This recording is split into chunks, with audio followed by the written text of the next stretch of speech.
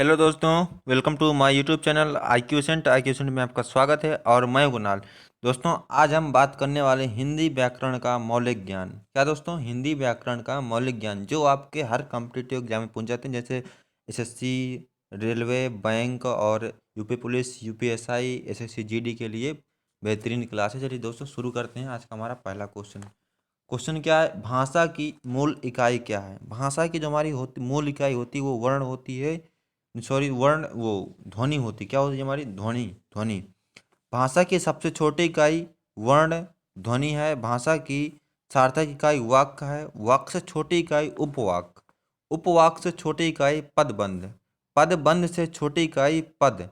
पद सब पद शब्द से छोटी इकाई अक्षर, और अक्षर से छोटी इकाई ध्वनि। क्या दोस्तों? ध्वनि होता है। इसका जो हमारा राइट आंसर होगा वो हमारा ध्वनि। Option number B is the right answer. क्या? ध्वनि। देखते हैं नेक्स्ट क्वेश्चन। शब्द की सबसे छोटी इकाई क्या कहलाती है? शब्द की सबसे छोटी इकाई वर्ण कहलाती है। अभी हमने बताया है ना, वर्ण फिर ध्वनि। तो सबसे छोटी इकाई हमारी वर्ण होती है। Option number B is the right answer. Option number B is the right answer. देख लीजिए ये किस तरह का होता है हमारा। ये वर्णों के कितने भेद होते हैं? क्या दोस्तों? वर्णों के कितने भेद होते हैं? वो हमारे वर्णों के दो भेद होते हैं, एक स्वर और व्यंजन। क्या दोस्तों? दो भेद होते हैं, स्वर और व्यंजन। तो इसका जो राइट आंसर होगा वो हमारा option number C is the right answer, दो। अब देख लेते हैं दो भेद किस तरह होते हैं। ये रहा हमारा स्वर। जो स्वर इस प्रकार है: आ, छोटा, बड़ा, ई, उ, ए, ऋषि, ए, आओ, आओ, आहा, सॉरी, ओ, आओ। ये रहा हमारे स्वर होते हैं। व्यंजन, स्पर्श व्यंजन देखिए। का वर्ग में हमारे किस तरह के अक्षर आते हैं? का वर्ग। का वर्ग में हमारा का, खा, गा, घा। अब चा वर्ग में हमारा चा, छा, जा, झा, इया। टा वर्ग में टा, ठा, डा, अड़ा, वो अड़ा, और वो ढाढक्कन और अड़ा। इस तरह हमारा ता वर्ग में, फिर पा वर्ग में। ठीक है दोस्तों। इसके बाद जो इसमें 25 वर्ण आते हैं। क्या? 25। जो 25 के बाद बचते हैं हमारा ये अंतस्थ व्यंजन हो जाते हैं, जो यायज्ञ और रारथ और ला वा, या रा, या रा, ला, वा, ये हमारे अंतस्थ व्यंजन होते हैं। ये चार वर्ण होते हैं। क्या दोस्तों? चार वर्ण होते हैं। कुल मिलाकर हमारे वर्ण कितने होते हैं? 33 हो जाते हैं। तो हमारे चार वर्ण अंतःस्थ व्यंजन होते हैं। यार लव, आप इसको यार लव भी कह सकते हैं। मैं आपको ट्रिक बता रहा हूँ, यार लव। ठीक है। और उस व्यंजन देख लीजिए, उस व्यंजन में तीनों सा होते हैं और हाल हा हल होता है। क्या दोस्तों? हा हल। तो आप इसको आसानी से याद कर सकते हैं। कैसे? अंतः स्थान में यार लव से याद कर सकते हैं। यार लव से, या से याग, रा से यार लव से याद कर सकते हैं। और उष्म व्यंजन में आप इसमें तीनों सा होते हैं। क्या दोस्तों? तीनों सा होते हैं। सा, सा, सा, फिर हा हल होता है। क्या दोस्तों? हा हल होता है। तो ये हमारे अंतःस्थान और अंतःस्था व्यंजन और उष्म व्यंजन, ये दो प्रकार के होते हैं। तो बढ़ते हैं नेक्स्ट क्वेश्चन की ओर। सा का उच्चारण स्थान क्या है? सा का उच्चारण स्थान क्या है? मतलब कि सा का उच्चारण स्थान हमारा क्या है? वो है हमारा तालु। सा कहाँ से बोलते हैं? जीभ, तालु, सा, सा। ठीक है। तो अब हम बता देते हैं कि तालु, तालब्य से और क्या क्या शब्द वर्ण बोले जाते हैं। तालु से या तालब्य से बोलते हैं, क्या क्या वर्ण बोले जाते हैं। तो देखते हैं किस तरह बोले जाते हैं। ये हमारा ये है हमारा तालु, तालब्य। ई, ई, चा वर्ग, या सा। ये हमारे इतने वर्ग बोले जाते हैं। वर्ण हमारे दो, वर्ग हम सॉरी वर्ण हमारे तीन, वर्ग हमारे दो। और इसी प्रकार देख लीजिए कंठ। कंठ से, ये हमारी जो कंठ होती है, कंठ से हमारे इतने वर्ग बोले जाते हैं। आ, छोटा, आ, आ, आहा। ये हमारे कंठ से बोल जाते हैं। का वर्ग और हा हा ले। दंत से हमारे ये बोल जाते हैं। ता वर्ग और ला सा। क्या? दंत से, दांत से, यानी मूर्धा, मतलब मुंह से। मुंह से इतने वर्ष हमारे बोले जाते हैं। तो जो हमारा सा का उच्चारण होगा हमारा तालब्य होगा। किसी दोस्तों? तालब्य, यानी कि तालु। ऑप्शन नंबर क्या होता है हमारा? Option number B is the right answer, तालब्य। ये हमारा ऑप्शन नंबर बी हो जाएगा, तालब्य। बढ़िए। कौन से शब्द में रा व्यंजन नहीं है? कौन से शब्द में रा व्यंजन नहीं? इसको हम विस्तार पूर्वक देखेंगे और इसको तोड़ेंगे, किसमें रा व्यंजन नहीं है। तो आप इसको देख सकते हैं, मातृभूमि में माँ, फिर आ आता है, माँ में आ आता है, तो माँ, माँ, माँ प्लस आ, माँ हो गया। और हमारा ता में त्रा, तो टा, वो ता और ऋषि, फिर मात्र हो गया। भूमि में भू बड़ा ऊ आता है, तो भू प्लस बड़ा ऊ, फिर इसके बाद मी में माँ मछली और ई, तो भूमि। इस तरह हम इसको तोड़ेंगे। तो मातृभूमि में हमारा रा शब्द नहीं आता, बाकी में देख सकते हैं आप तीनों में रा शब्द आता है।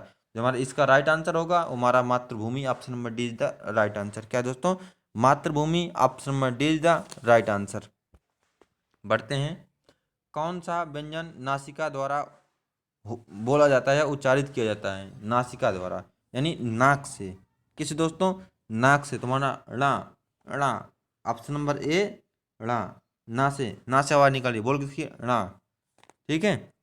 तो ये निकलती है नासिका से। डाडलिया बोल जाती है डा, इया, ये नाक से आवाज आ रही, इया, ना, मा, ये सब नासिका।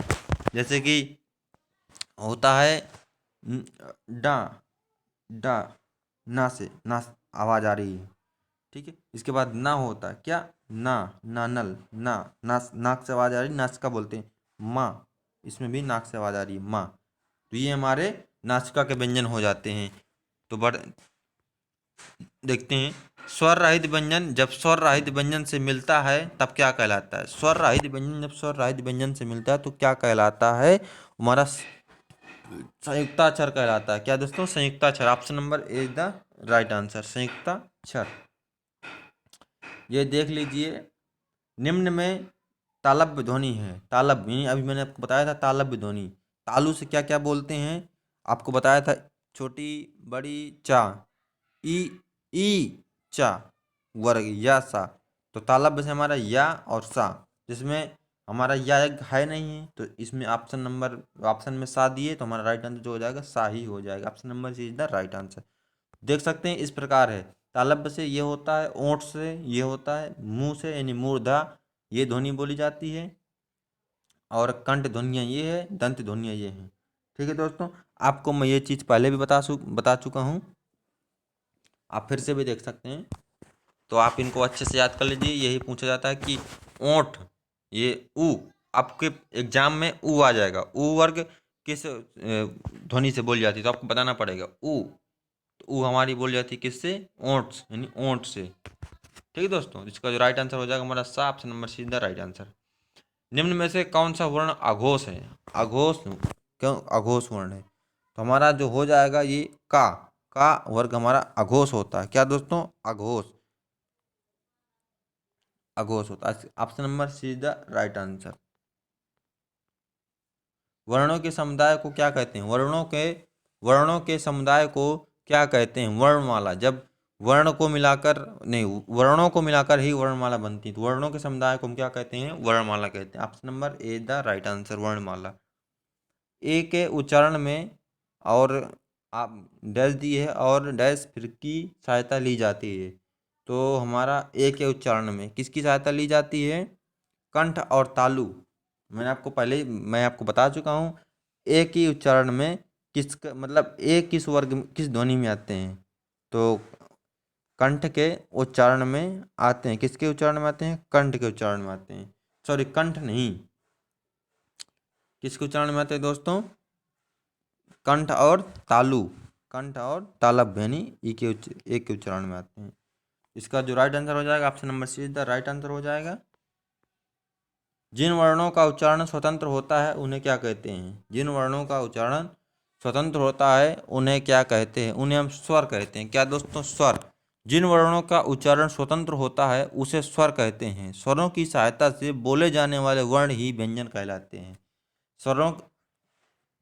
स्वर की सहायता से बोले जाने वर्ण ही व्यंजन कहलाते हैं। जिसका राइट आंसर होगा option number A is the right answer, स्वर। बढ़ते हैं नेक्स्ट क्वेश्चन की ओर। ठा वर्ग का डा वर्ग नहीं, ढा वर्ग का उच्चारण स्थान है। इसमें हमारा उच्चारण स्थान में पूछ रहा है तो टा वर्ग चौथा, टा वर्ग का चौथा, यानी option number B is the right answer. Hindi वर्णमाला में स्वरों की संख्या कितनी होती है? रिक्त स्थान की पूर्ति करें। हिंदी वर्णमाला में स्वरों की संख्या कितनी होती है? वो सभी आप सभी को पता होंगे, मैं आपको दिखा भी चुका हूँ पहले दूसरे क्वेश्चन में कि कितनी होती है। तो हमारी कितनी होती है? हमारी 11 होती है। कितनी दोस्तों? 11 होती है। तो option number B is the A is the right answer. A is the right answer 11। वर्णमाला को कौन सा अक्षर पुल्लिंग नहीं है? वर्णमाला का कौन सा अक्षर पुल्लिंग नहीं है? वर्णमाला का ई अक्षर पुल्लिंग नहीं है, नहीं होता। छोटी बड़ी अक्षर पुल्लिंग नहीं होता। अन्य सभी अक्षरों से पुल्लिंग बनेंगे, जैसे शुचि, मौनी, मांडलवी आदि। शुचि, मौनी, मांडलवी आदि। तो हमारा ये ऑप्शन नंबर इसका जो हमारा पुल्लिंग नहीं होता ये सी हो जाएगा, क्योंकि ई से पुल्लिंग नहीं होता, बाकी से हो जाएगा। जैसे कि देखिए, इससे हमारा सूची हो जाएगा। क्या दोस्तों? सूची। इसके बाद हमारा मौनी हो जाएगा, मौनी हो जाएगा, फिर मांडलवी हो जाएगा, मांडलवी हो जाएगा, मांडलवी हो जाएगा। ठीक है। चा वर्ग ध्वनियाँ किस वर्ग में आती है? चा वर्ग। अब मैं आपको बताया था कि ये वर्ग बार बार क्वेश्चनों में पूछ जाते हैं, ये बहुत ही इम्पोर्टेंट है, आप इनको अच्छी तरीके से पढ़ लीजिए। एक दो क्वेश्चन आते ही आते हैं किसी भी एग्जाम में।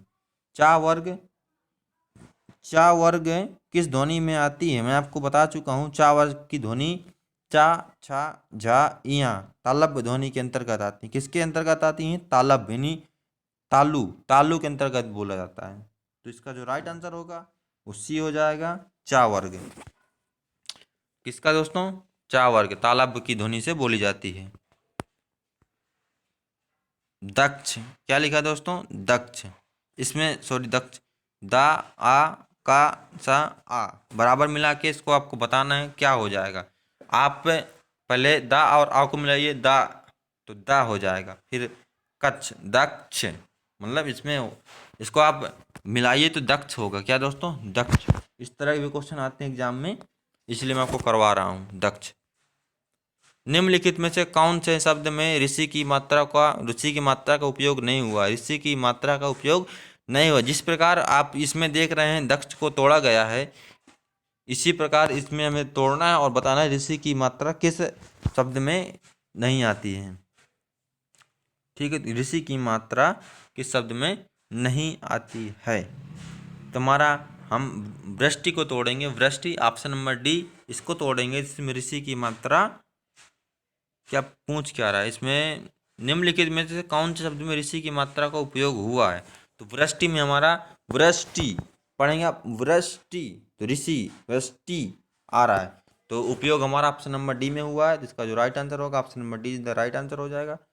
दोस्तों, अगर आपको हमारी वीडियो अच्छी लगी हो तो हमारे चैनल को सब्सक्राइब करें, बेल आइकन प्रेस करें, ताकि आपको आने वाले न्यू वीडियो की नोटिफिकेशन जल्द से जल्द मिल सके। दोस्तों, जय हिंद, धन्यवाद, वंदे मातरम।